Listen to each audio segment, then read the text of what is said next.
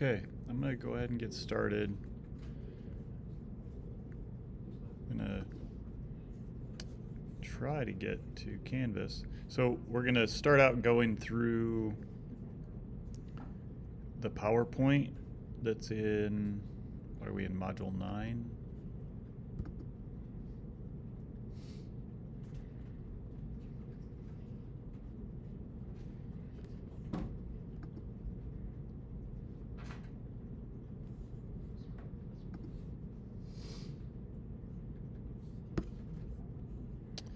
Yeah, so the plan for this week is to talk about eQTLs today and then hopefully start our intro to machine learning on Thursday.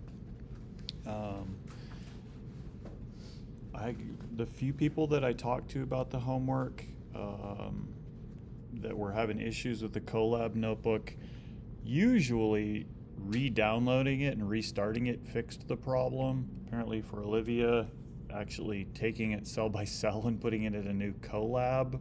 I think they're all related issues. And so when we get to the Colab thing for today, I'll show you a little trick. The reason I think they're all sort of related is that if you have variables that are resident in the runtime memory, sometimes like you go back and run a new cell, or sometimes even if you update the Colab notebook, and I don't understand how or why this works, but if the runtime doesn't restart when you do that, there must be variables that are being carried over. That's my only explanation for why it will work one time and then not the next on the same code. So I'll show you how to check that when we get to the Colab section. But I kind of want to talk about the conceptual stuff first. So we're going to start out with this eQTL-FDR because the last part of this notebook is about multiple testing, which I've mentioned a few times and is pretty important to at least have a conceptual grasp of when you talk about doing these very large sets of comparisons. Okay, so just catching up on the same page, more or less. We did GVA to find the genomic variants. Then we did RNA-seq to look at gene expression. Why would you do gene expression? Well, ideally, it's to start to get at the functional genomics aspect. Like, what do those variants mean? What are they doing? Because, we do the variant calling and then the association with disease or whatever the trait is, but there's a big functional gap between the genotype and the phenotype, and so that gap is functional genomics. Transcriptomics, just doing the RNA-seq, is sort of the easy part of that. It fills in one part of that gap. It gives you a picture of at the transcriptional level of gene regulation. We talked about last time how there is there is an elephant in the room about assuming transcripts correlate strongly with protein content. Really, proteins are, for the most part, what do the work, unless you're talking about small RNAs or something like that. But anyway, there are multiple levels of gene regulation that you sort of have to think about when you talk about functional genomics. And so in this slide, right, we've done a genome-wide association study. There's this question mark between the genome variants and the transcriptional change, and then another question mark between the transcript and the phenotype. Today we're going to deal with this first question mark. How do you make that association between the genotype and the transcriptional level? I'm not going to talk very much about how then you might go from transcription to phenotype, but there are lots of other kinds of omics for functional genomics, right? Because you need to worry potentially about the epigenomics, the proteomics. We will later talk about metagenomics, so like what other things might be living on and in us or in the organism that are impacting the function of genes. So lots of other omics that you might want to consider, and I think it would be cool for people to look at these, especially if you're in a lab that does these for your semester projects. Right, remember the basic underlying questions here, gene expression changes between healthy and diseased individuals, and we would study that by doing RNA-seq.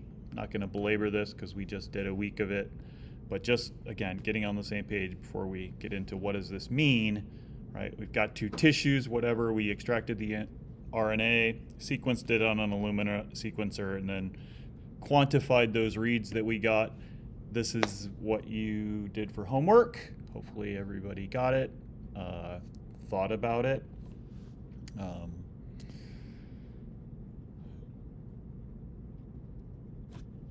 What are the red and the green dots here? Somebody interpret this figure for me. Like the expression level of that variant? Yeah, but the black dots are that too. Specifically asking what are the red and the green, why color the red and the green dots? And this is pretty typical for a volcano plot. You only color the ones that you think are interesting. So why are those interesting?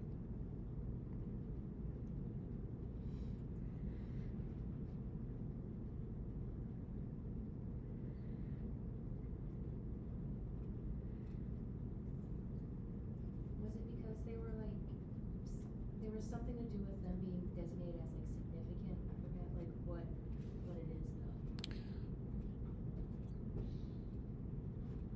That is correct. And so the question, what is it that makes them significant? One is they're statistically significant in the technical sense. That is the y-axis, right? The negative log p tells you about statistical significance, or at least p-value. Okay? But then, so we're saying negative log p of, that's something like 3 or higher, gets colored. Okay, but there's still some black dots here that are, and here.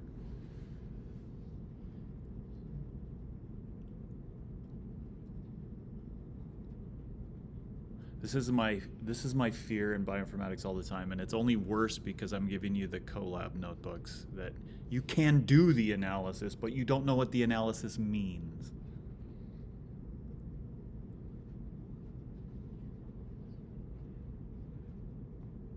I know one side is like compared, like it's significantly down, like there's less expression in whatever you're looking at versus there's more expression in the other. I forget which one is which, but. So in this one, and typically so what is the x-axis? What is log 2 FC?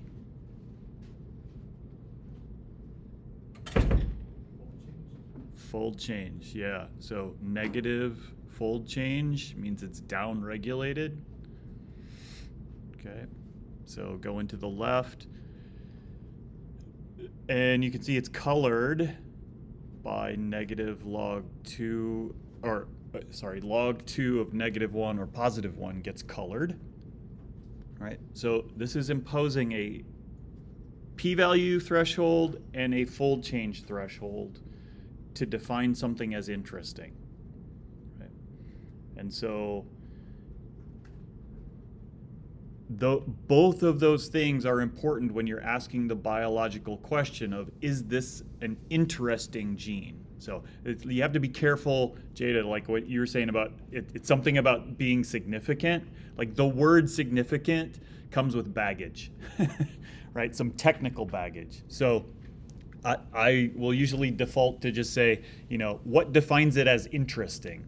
Okay, and so the green and the yellow stuff is interesting because it's both statistically significant, that is the y-axis, and potentially biologically interesting because it has a big fold change.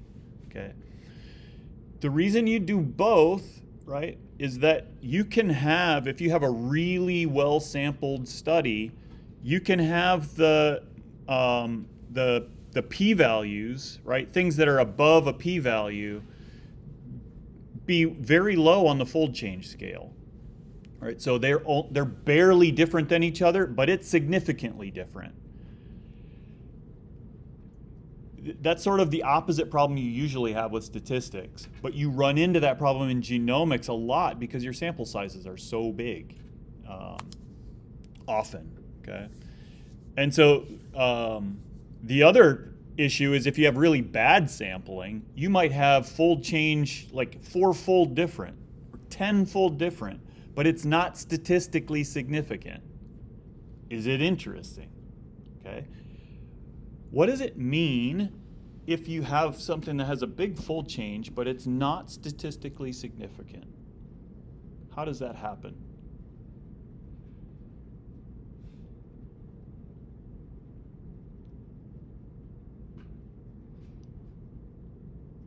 Yeah. Every other gene probably has a similar fold change, right?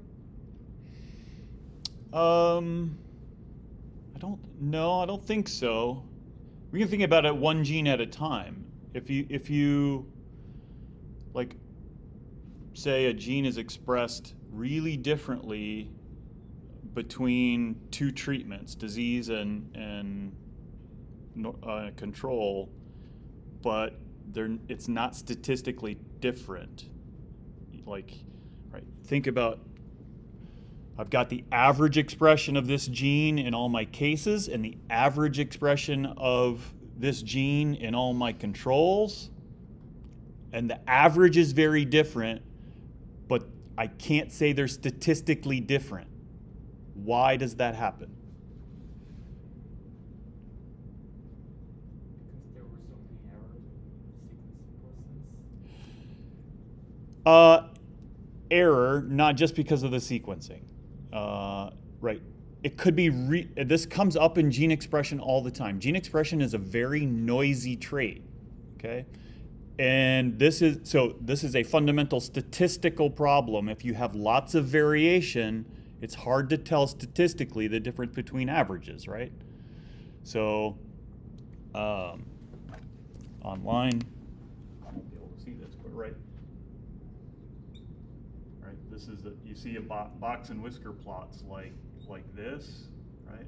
So that would be something you could say is statistically different from each other. But if the error is like this, right? Now you've still got roughly the same difference in mean, right? There's still a big fold change there, but you can't statistically say they're different just because the expression is noisy. Okay, so this was the other one, the heat map. Usually you're only doing this on things that you already know are differentially expressed, and then whether you cluster them or not. Hopefully some of you played with that in the CoLab notebook. But this starts to give you an idea whether there are co-expressed modules, like so all of these genes are being downregulated together. Lots of these are being upregulated together, and then vice versa for that bottom cluster. So what would you do with that? The next step is often, like, I've got my list of differentially expressed genes. Now I want to put together some functional story. I go look for the annotation of those genes in the GFF file, or if I'm in a non-model system, I blast them against NCBI and hope that it hits something that has an annotation.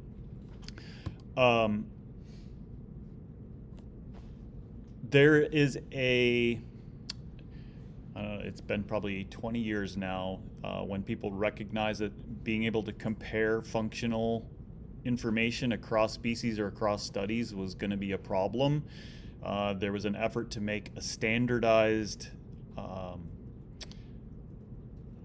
syntax and ontology for function. And so there are 3 very high-level categories. The gene ontology database is what came out of that.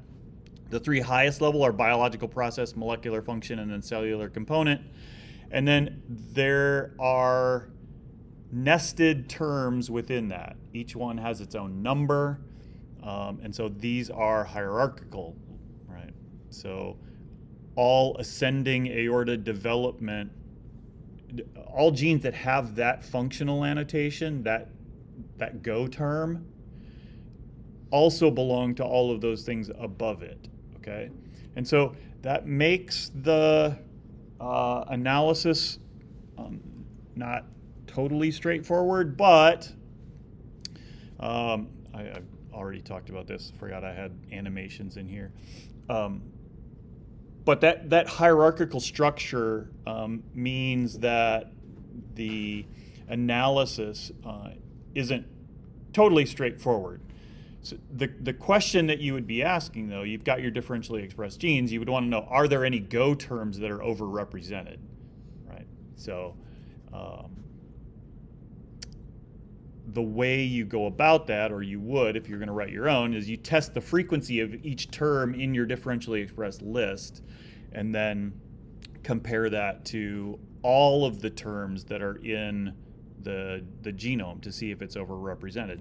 Talked, for example, the P450 genes, there are lots and lots of them, and so you're more likely to get a P450 annotation just by chance because there are so many copies of those genes, right? And so you have to correct for what's the probability of getting that go term just by chance. So that coupled with the hierarchy is what makes it tricky.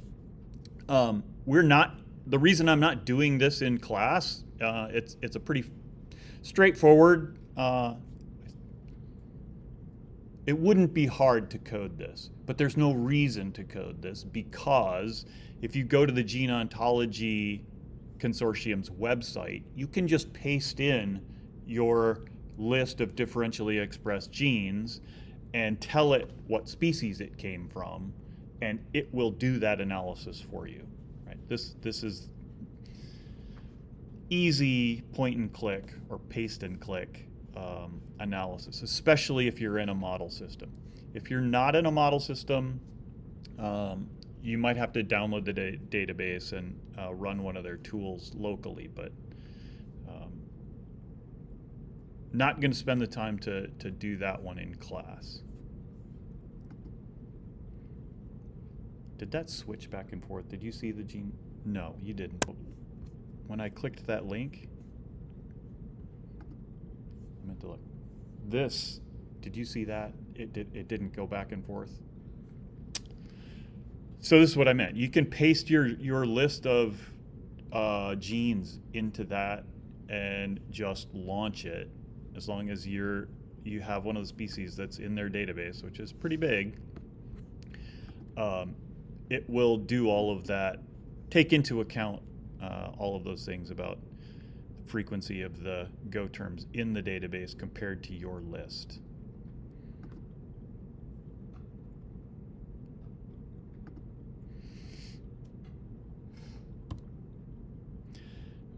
Something else you might ask, very similar question, but KEGG and IPA are two curated sets of pathways, so that we know from experimental evidence that certain genes are regulating each other or co-regulated by a third gene.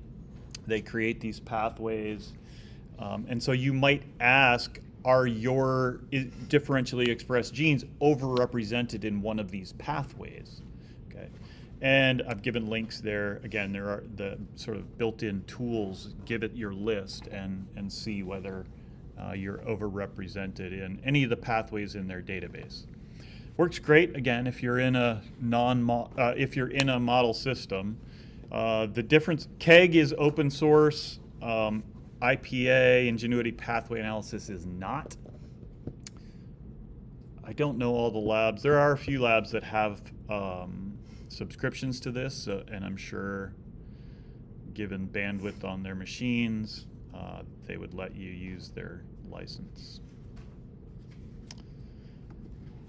And then the last one for gene enrichment analysis is to build your own, right? So if there's no, if you don't get any significant hits in IPA or K, if you don't get any recognized pathways, you can sort of build your own. And this is one where if you have gene expression data and you're interested in doing a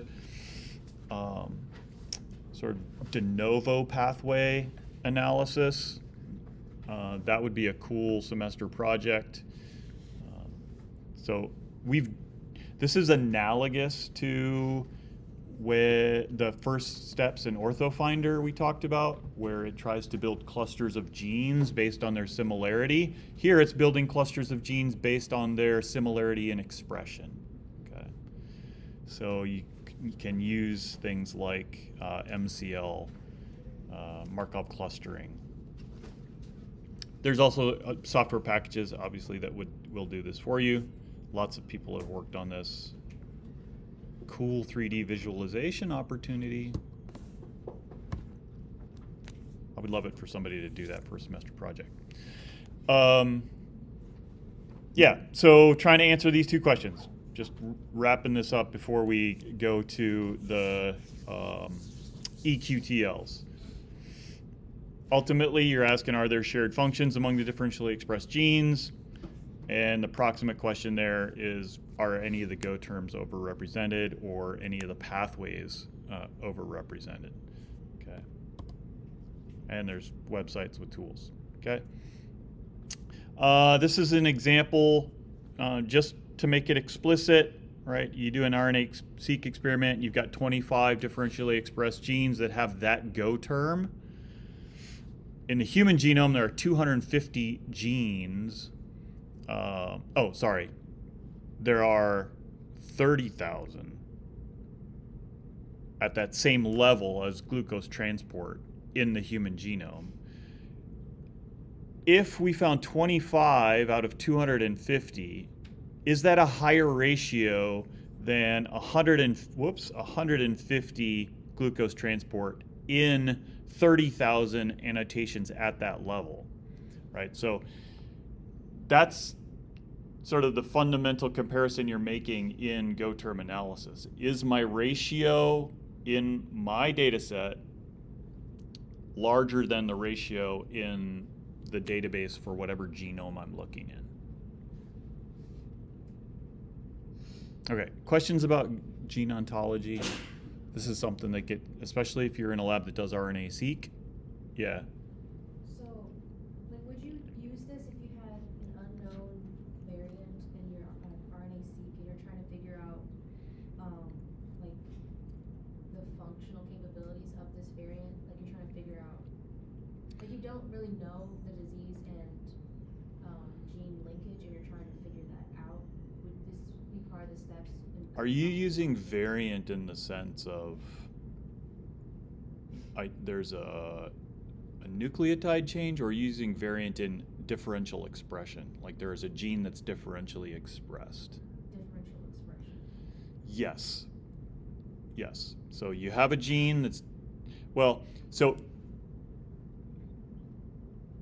if you have one gene that you know is differentially expressed, you don't have much to test with using this method.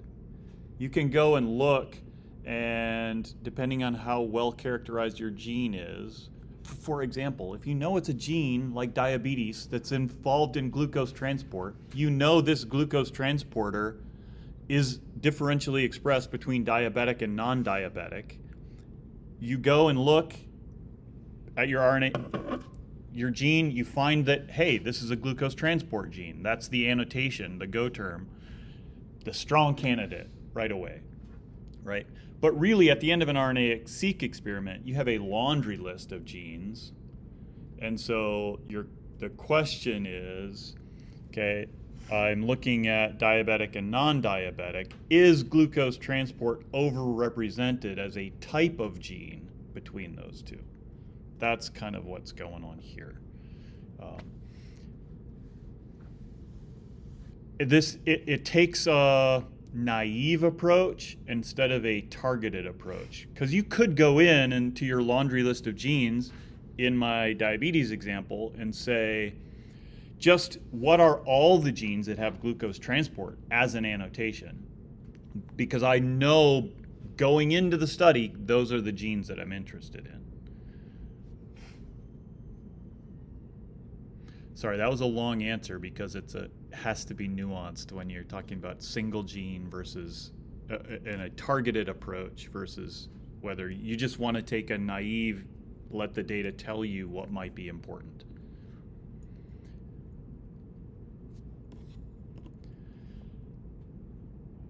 If I forget, I'm going to circle back to that because the part we're going to talk about at the end today is multiple testing. This is the nightmare of big data, for especially in genomics. The part that you can't get around computationally. Okay, so this is where we're at. We've got our whole genome sequence, or GWAS data, and our RNA-seq data. Now, instead of having cases and controls, we're going to treat all of those differentially expressed genes as their own traits. And just so we're on the same page in terms of terminology, I'm going to throw these around quite a bit as we move through. Cis means a regulatory factor that is right next to the protein coding part. So this, at least when I typically think of gene regulation, this is the what I usually think of, right? So it's the promoter, it's that part that's right upstream that basically tells that gene when to be transcribed. Variants in that region we call cis variants, okay? And then things that are farther away, so here there's an AG variant, and I think it's easiest to think of these as variants that are actually in the protein coding region of another gene. All right, so this is a variant that changes the shape of this transcription factor. That's one way to think about it. So that transcription factor is going to come over here and do something to regulate the expression of this green oval. That is a trans SNP, a trans regulator. It's someplace else in the genome. Okay, so that cis being distant, and did I say cis being distant? Trans being distant, and cis being local. There is not enough caffeine in Coke Zero. Yeah, so cis is close, trans is far away.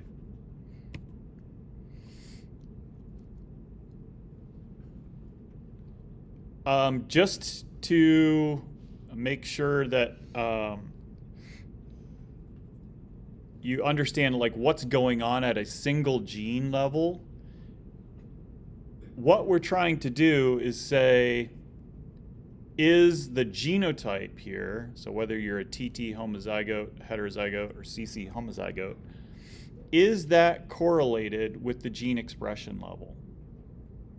And in this graphic, I have both a case and control study, but what we're going to look at in the CoLab notebook, you often see this at just one type of treatment, okay?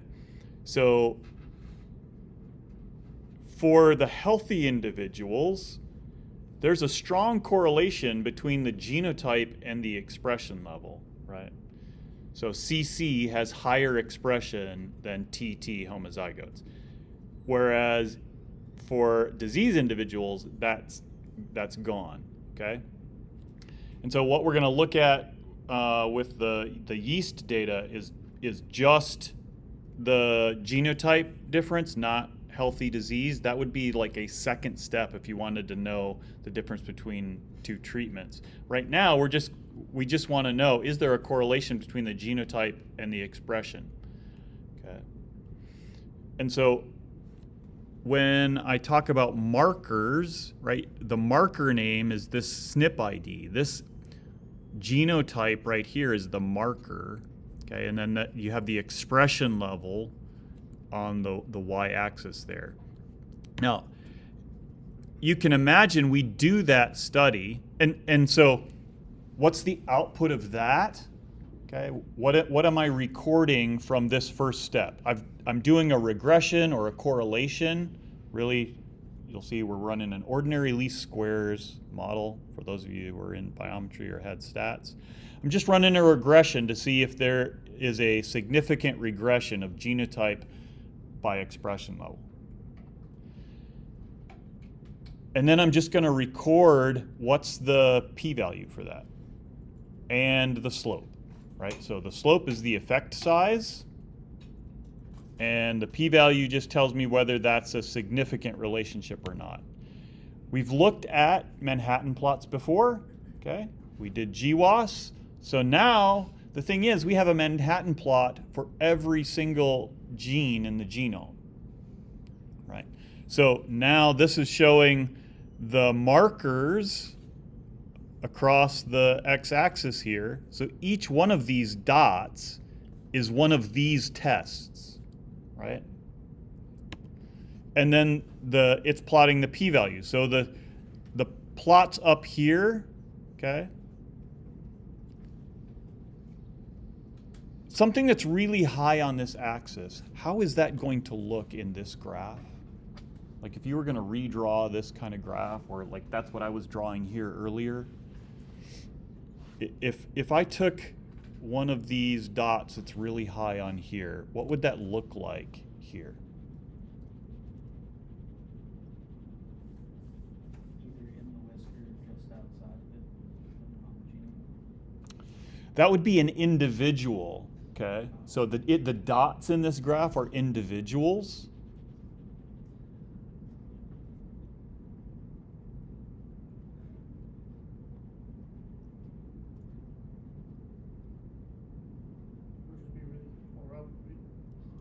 One side would be really far up. Yeah, so there'd be a really strong trend, right? So having that really strong trend is what gives you a very low p-value, right? Highly significant. And so that's what makes your dot really high on the Manhattan, okay? So things that are really high on the Manhattan plot are things that have a very strong relationship between that SNP and the expression value. What you can see in this example, though, what does that tell you about cis versus trans regulation?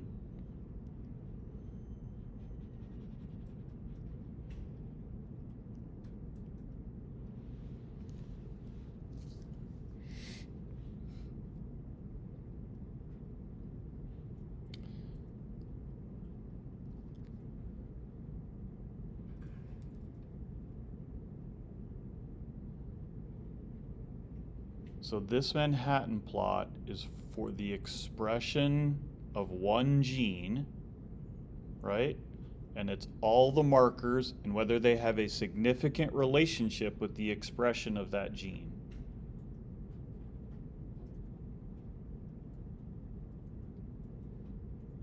What does it tell us about cis versus trans? I don't even have to tell you where. So, right, the x-axis there is the whole human genome laid out. I don't even have to tell you where this gene is for you to make an inference about cis versus trans. There's more cis variants that are correlated with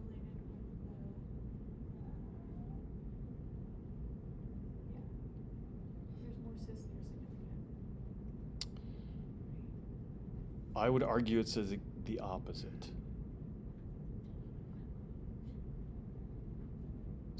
So somebody argue for cis, somebody argue for trans. Like what is there more of, cis regulation or trans regulation?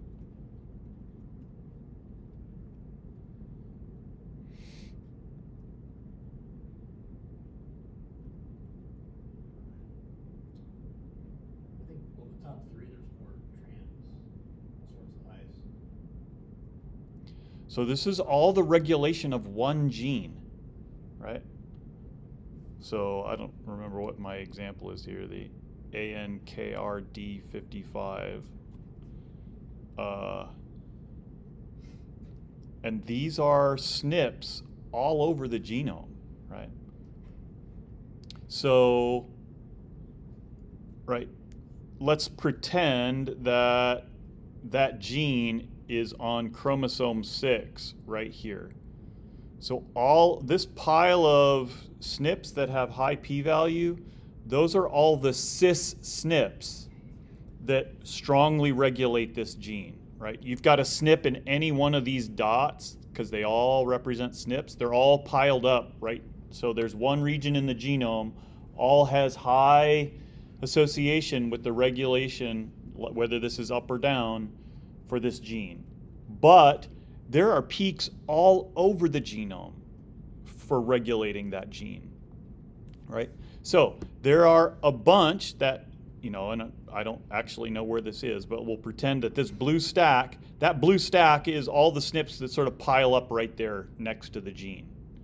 All of these other peaks are SNPs elsewhere in the genome that are somehow affecting the expression of this gene. So lots of trans regulation going on. Another way to look at this. Okay, so now we're zooming out even farther.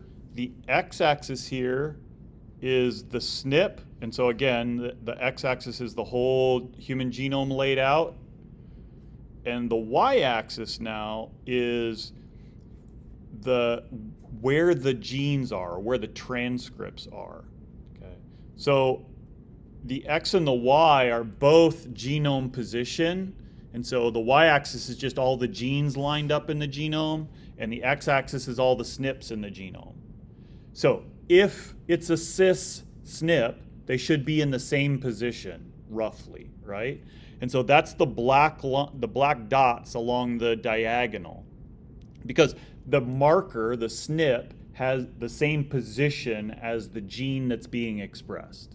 That's cis regulation.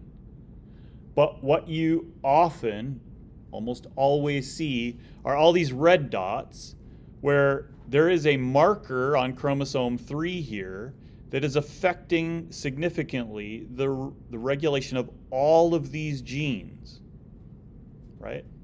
So these vertical lines are indicators of transcription factors most of the time. Okay? It's some SNP in the genome on chromosome 3 that is regulating a whole bunch of genes all across the genome. How does that happen? Well, transcription factors. It's going and binding to all of those genes, telling them to turn on or turn off. Okay? So that's at the heart of what we're going to get at today. Okay, in the CoLab notebook.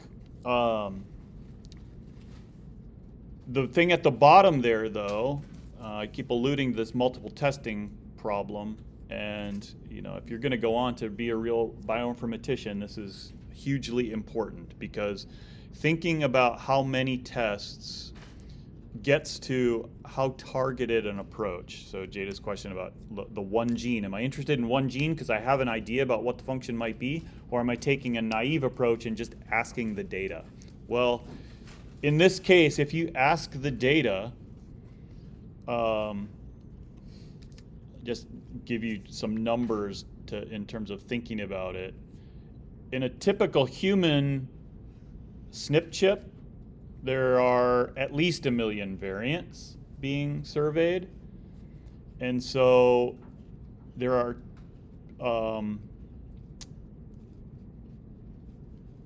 like 50,000 of those SNPs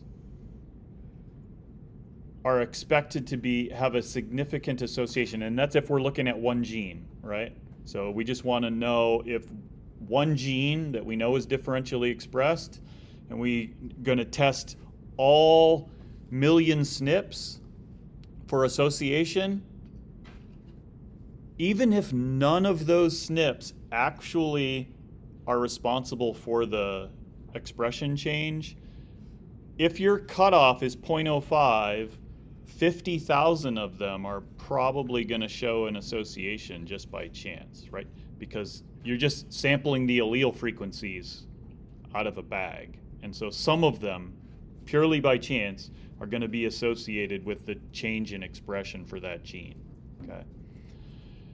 Now, the problem is exponentially worse when we're going to test the expression of 20,000 genes. So you have to multiply 1 million SNPs times 20,000 genes, right? So whatever that turns out to be, 200 billion, 20 billion, I don't know. I'm not going to do the math. Not enough caffeine.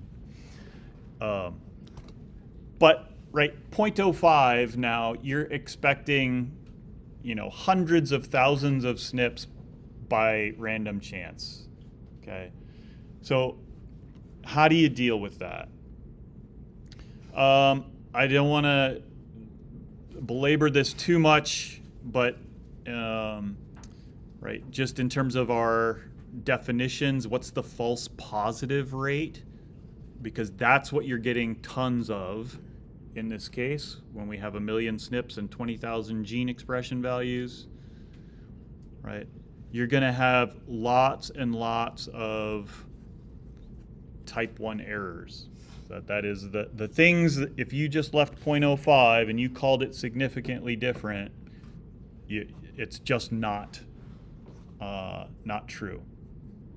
Okay, so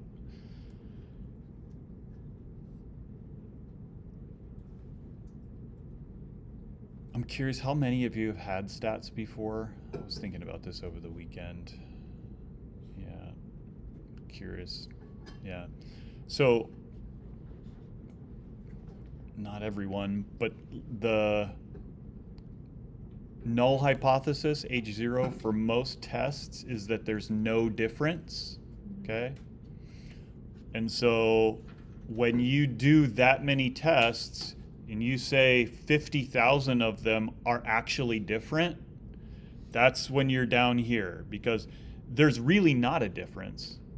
The null hypothesis of no difference is true, but you've rejected that null hypothesis, so you're making a type 1 error. Okay, those are false positives.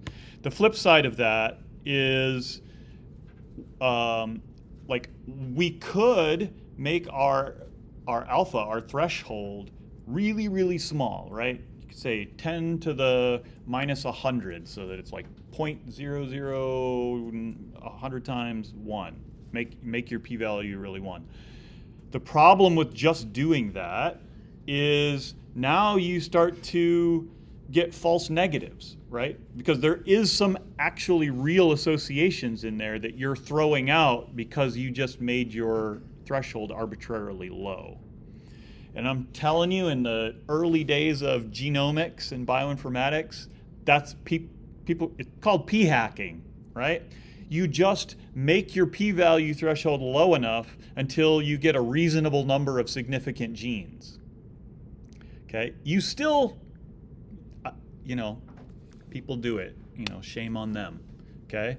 And the reason shame on them is you're not, like, doing that doesn't guarantee you that you get more, like, it's not making any kind of real association between what's a false negative and what's a false positive, just by shrinking your p-value. And so, in general, I feel like I'd really want to get to the collab notebook, so don't want to spend too much time here. But alpha is something that's under your control, right? You typically, when we have a small number of tests, we're saying we're going to say 0.05. What that really means is you'll take 5 out of every 100 as a false positive. That's what alpha 0.05 is. When you set that, you automatically are making all of these other assumptions, or imposing all of these thresholds. So your probability of not making any error is 95%. Well, do you need to be 95% certain that you haven't made any mistake?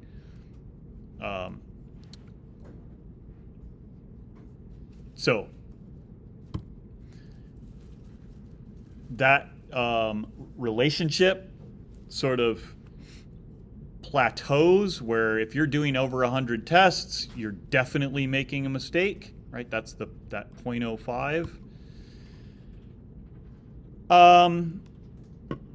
just, we're not, I cut out the stuff to actually do the math for this, but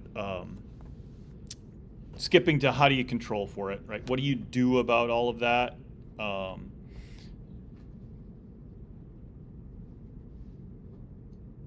How can we adjust the p-value, or can we adjust the p-value to account for the multiple testing without missing anything that's true? So we don't want to inflate the false negatives. When people say they're adjusting the p-value for the number of tests, typically they mean they're controlling the type 1 error rate, not necessarily the type 2, even though they're connected. This is still pretty active, although it's settled to some extent over the last 5 or so years. Everybody uses FDR now, but you still do see Bonferroni, and this is a question of how conservative do you want to be. So, right, and what do I mean? What do you think I mean? I'm hemming and hawing a lot because there's so much jargon in multiple testing. When I say, like, how conservative do you want to be in your thresholding, what do you think that means?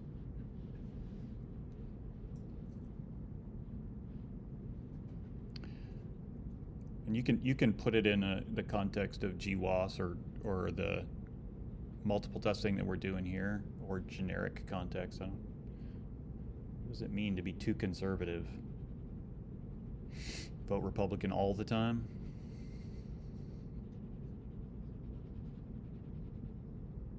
Are you referring to like confidence intervals? You could think of it in terms of confidence intervals, how narrow you want to make them. I give super narrow confidence interval is what I would call being more conservative. So, but when I say, like, what's too conservative? Well, like using the example, like the 1 million snip chips, it would do the family-wise equivalent for that's like 0.05 divided by a million. Yeah, most people would say that Bonferroni is a very conservative test. And so when I say too conservative, I mean leaning in that direction of you want to be careful not to make any type 1 errors. Okay? So too conservative means that you're absolutely controlling for not making any false positives. The consequence of being too conservative is that you're throwing out lots of true results, okay?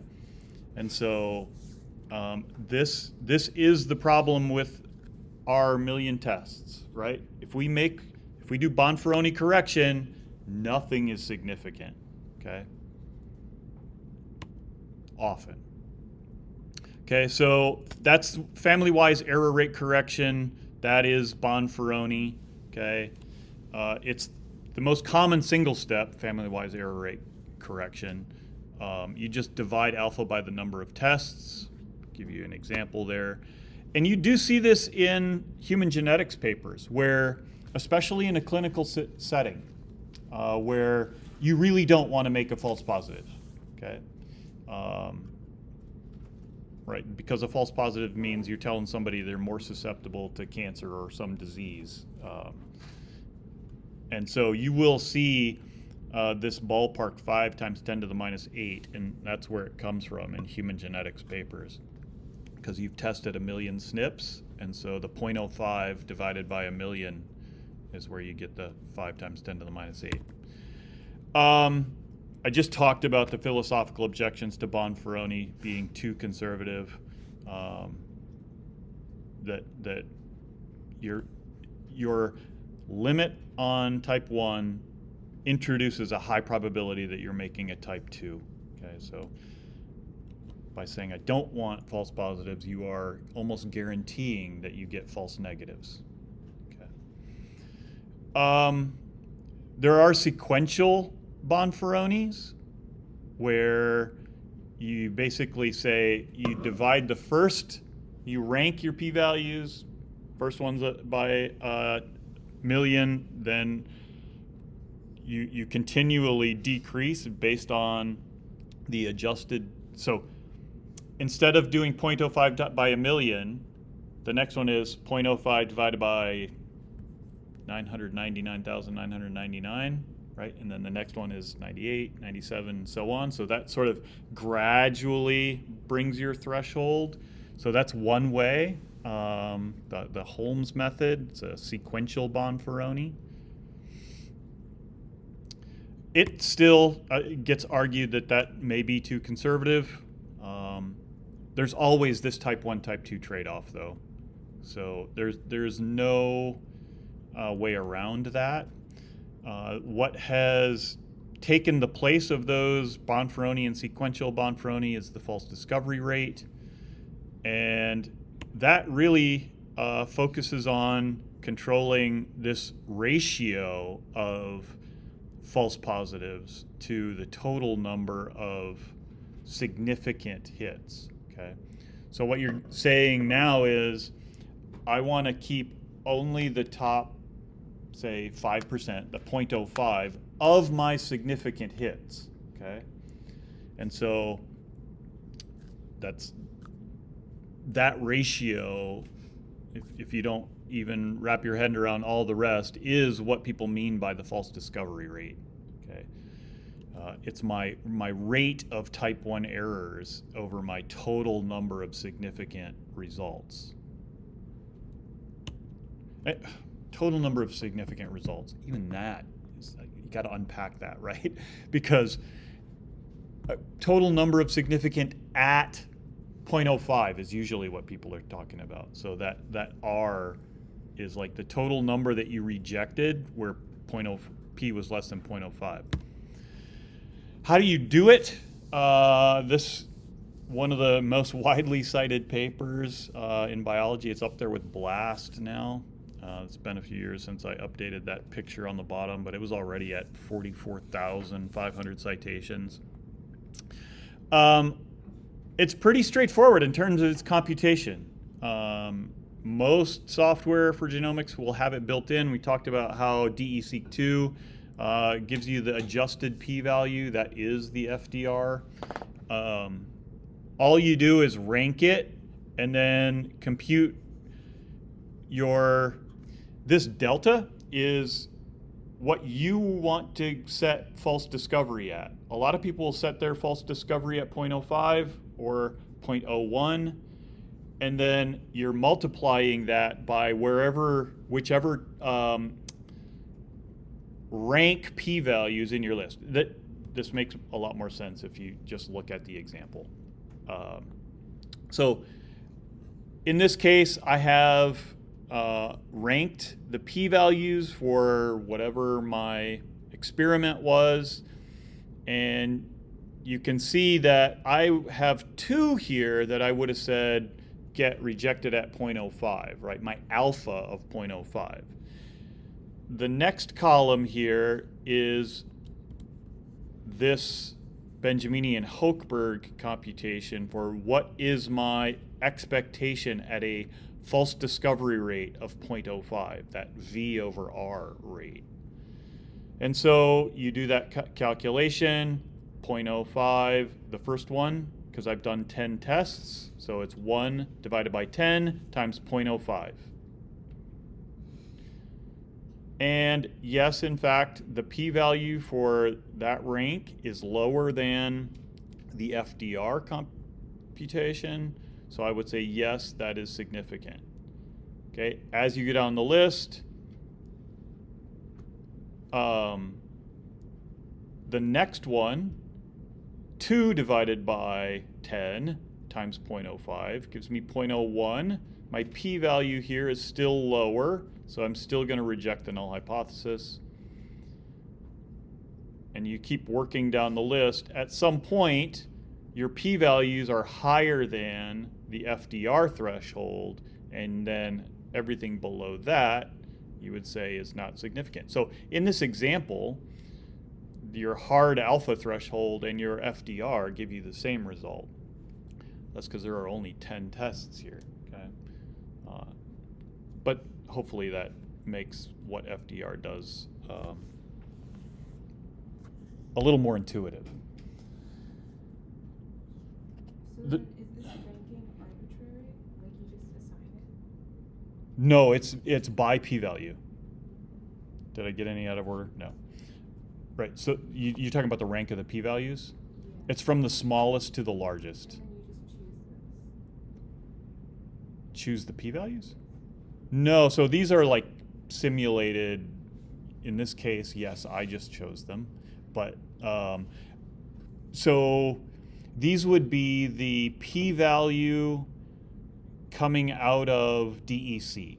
Like, is it differentially expressed?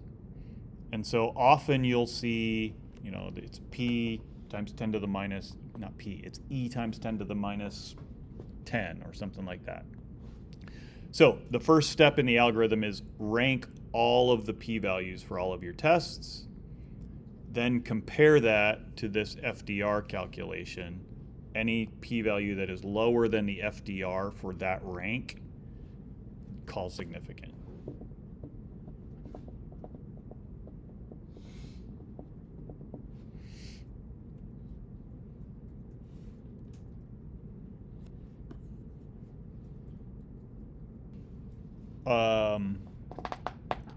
The reason this is a big deal, why spend 10, 15 minutes talking about false discovery rate and multiple testing, is that if you go on to be a bioinformatician, they're going to give you their data and say, give me the list of differentially expressed genes, or tell me what is interesting in this data set. And I think there are lots of experiments, there are lots of experiments where nothing will be significant at a Bonferroni correction. And so the FDR threshold, though, is still arbitrary, right? This FDR 0.05, what does that mean? Somebody translate that for me. In stats language. So I told you, for example, the 0.05 alpha means that you're going to make you're going to call 5 things significant out of every 100, even if there's no real association, right? You're okay with 5 type 1 errors.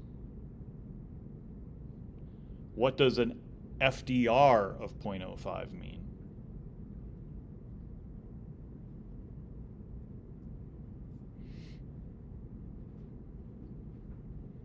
Does it take out those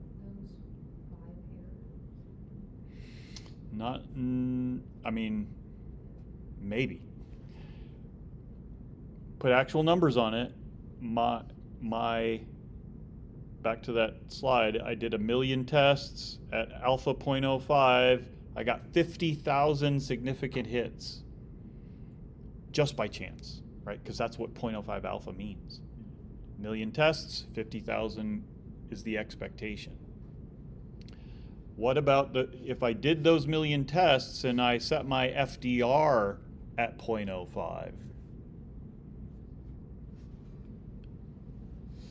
The tricky way to ask this question is, how many significant hits do I expect? Is it essentially setting the confidence interval? Yes.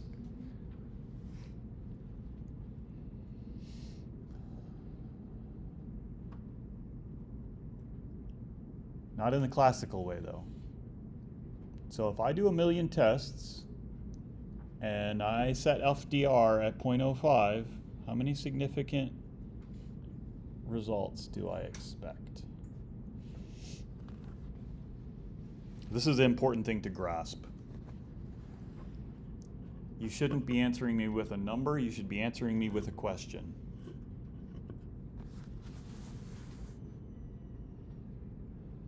Is it how many of those 50,000 are On the right track.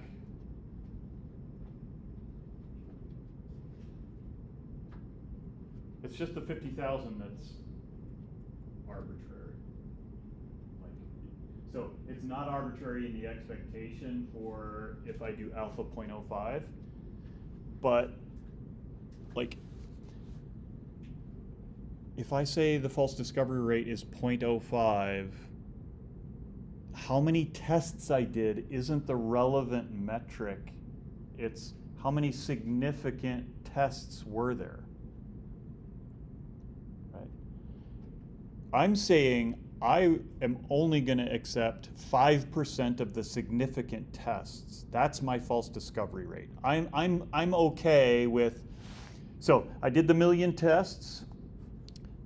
I expect 50,000 by chance, but in reality I got, 40,000 or 60,000, whatever the case may be, right? I'm going to accept 5% of that 40,000 or 5% of that 60,000, however many significant tests there were, I'm going to take 5% of that, okay? That's and I'm going to say, yes, I know that 5% of the things that I called significant are probably false. But it's still a much smaller number. Like, I'm going to make a lot less type 1 errors than I would the other way. Okay. All right. That's something that took a while for me to sink in. It really helped to actually deal with the data. So hopefully you'll get practice on that in the semester projects. I do want to jump over, we'll see if this notebook works. So if you go back to Canvas, play in Colab for a while. There are a couple other practical things about today's tutorial Colab.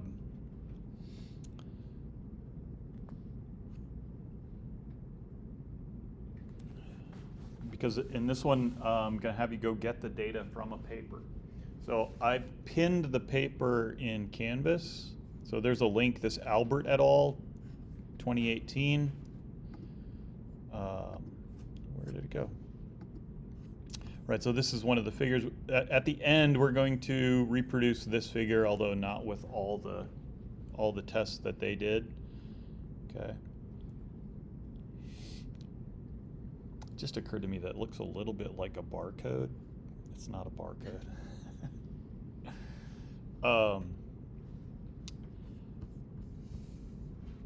So just a little bit of background on the study.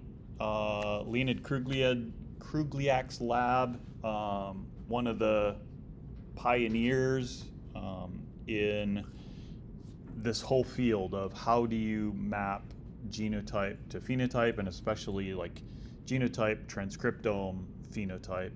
And he's done a lot of this work in yeast. So the Albert et al. Study is a yeast study where they made recombinant yeast.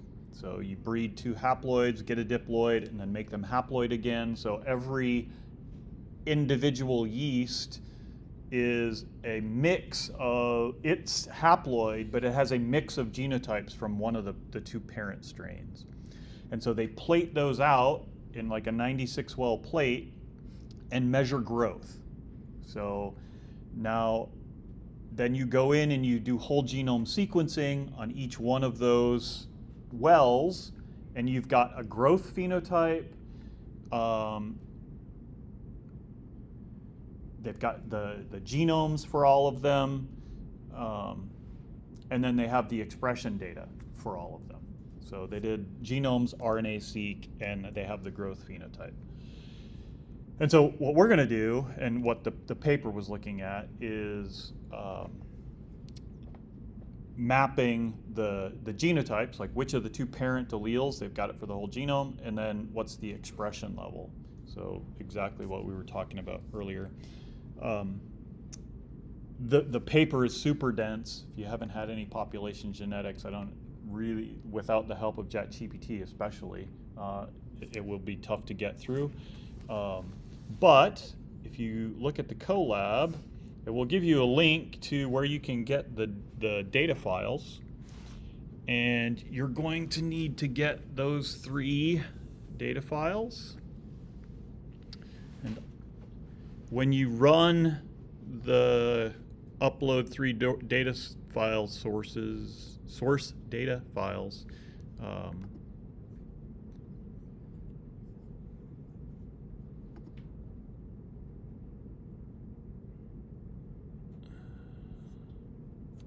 so you run that.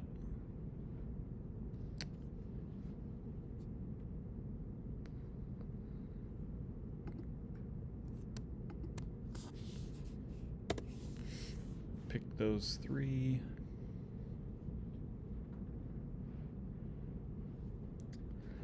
I just realized that the GFF file is not in Canvas.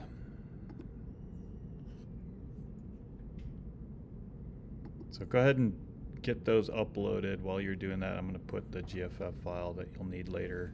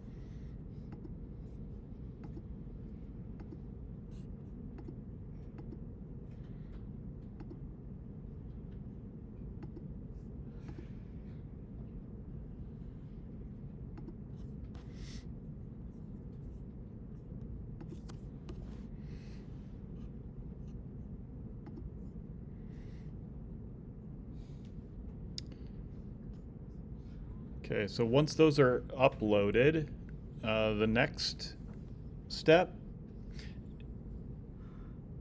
is going to be to match up the matrices. So they have that Excel file that's mixed in there. So there's an expression.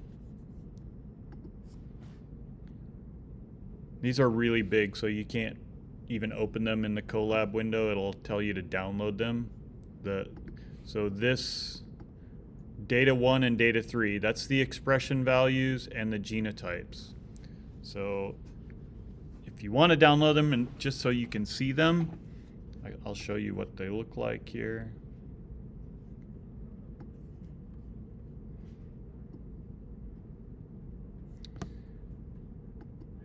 Where did you find the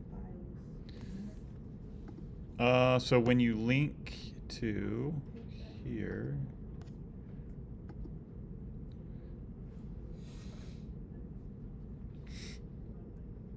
so the names should match what's on the Colab notebook. It's the first 2 there. Source data 1 and source data 2. And that will download it to your machine. Oh, it's actually the first 3. Those first 3 are the 3 that you need to upload.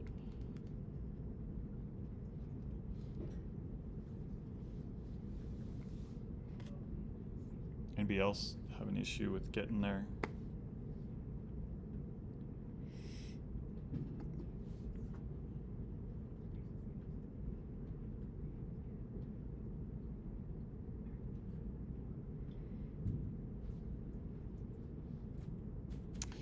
That cell will upload it and extract the zip files.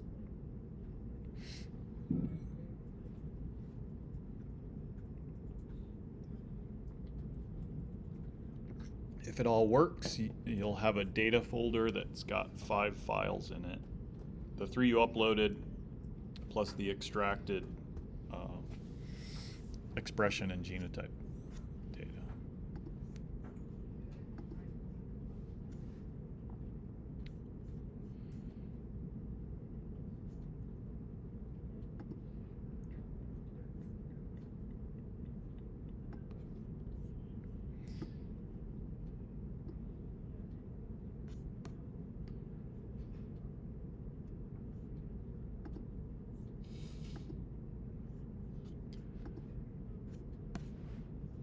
Okay, so I open these up just because they're so big.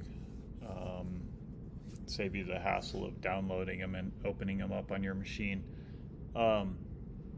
This is the genotype file.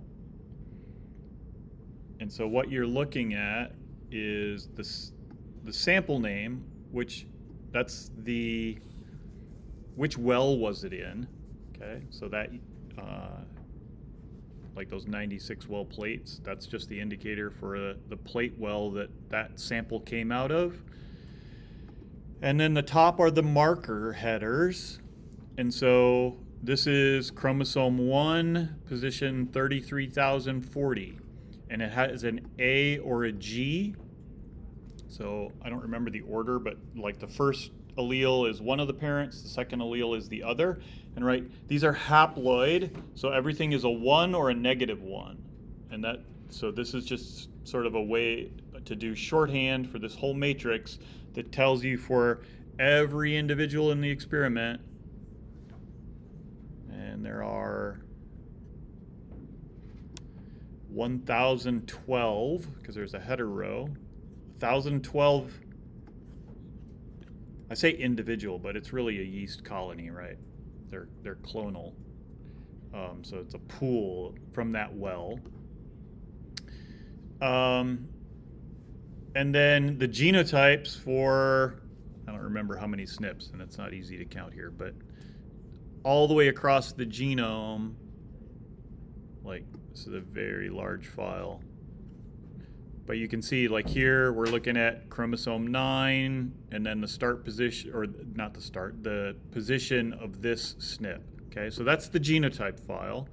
And that's basically what you generated as a VCF from your genome variant analysis, right? Very, very similar. It's a little bit, it's formatted differently, but it's the same content. This is the expression, and these are normalized. These are the TPM values. So this is what salmon outputs. Remember from last week, we talked about, that was the quantifier that we used for our RNA-seq collab notebook. And so this has the well number and then a little bit more information about the sample ID, just about the like the BY and RM, those are the two parental strains, and just saying, I don't know why they made these so complicated, other than the third file, which is the Excel file, has covariates. So they had to do this in batches, and so there's batch information. And so knowing which batch this expression value came out of is something that you can control variation on and normalize for. But then these are just the gene expression values, okay? So ginormous file, every gene in the yeast genome and its expression in that individual in that row, or that colony from that row.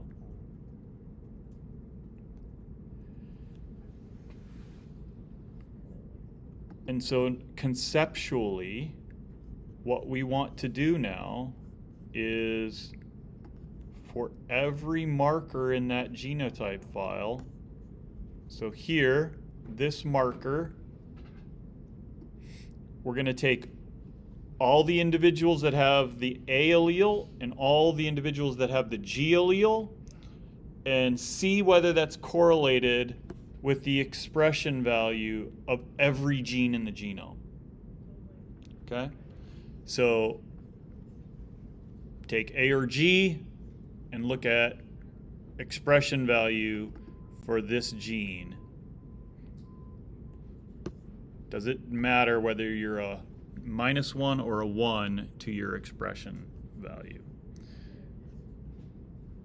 So first step in doing that is that you got to match up all of those gene ID labels. This is not trivial.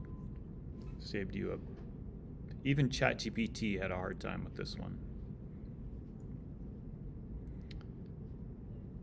It recognized them as close, like the A01 _A01, but yeah, frustration on my part trying to. I had to go and finally figure out how to parse it myself. ChatGPT. I know. Feel sorry for me. I know. You don't.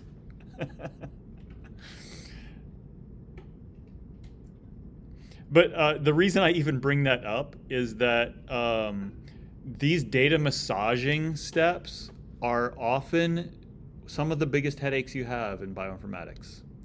Just trying to get your sample names lined up so that you're not losing samples just due to sample typos and, right? You know it's supposed to have 1,012 rows, and how come the matrices don't match, so they only give you 500 rows?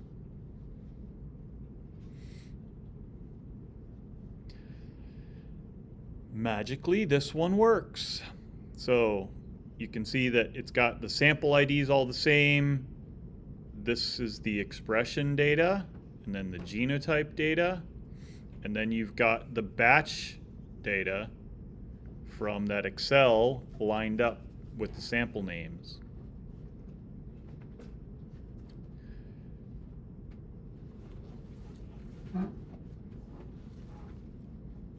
Third step is that we normalize. So this is going to take that covariate data and put everything on the same scale. So the TPM values are not normalized across batches in this case, or at least you may not want to assume that they are. And so that first step will normalize for that. Fourth step is going to scan and rank the markers by significance. Now, this isn't something that I would have done naturally, but ChatGPT put in this cool code to adjust the number of markers that you want to test just for class, and I'm not even going to wait for this to finish because it takes a long time. So this is doing the regressions. The actual line that's doing all the heavy lifting here is that line right there, 24. It's fitting the ordinary least squares model to the genotype by the expression data. Okay. A lot of the wrapper around that is what to do if it finds out of range values, like if you have NAs in there, so just so it doesn't die. Okay.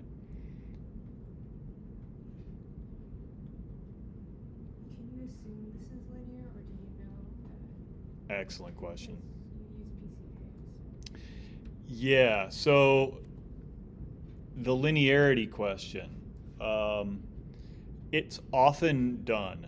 Like, you often assume that it's linear, but that's mostly a multiple testing problem. Because do you want to test multiple models on top of your already bad multiple testing problem? Sometimes, and if you look in the Albert et al. Paper, they do. So not only do you, They do test multiple models. they do. So I don't remember if they tested dominance model, right? So I'll write out on the board again. That won't show up online, but right. So in this case,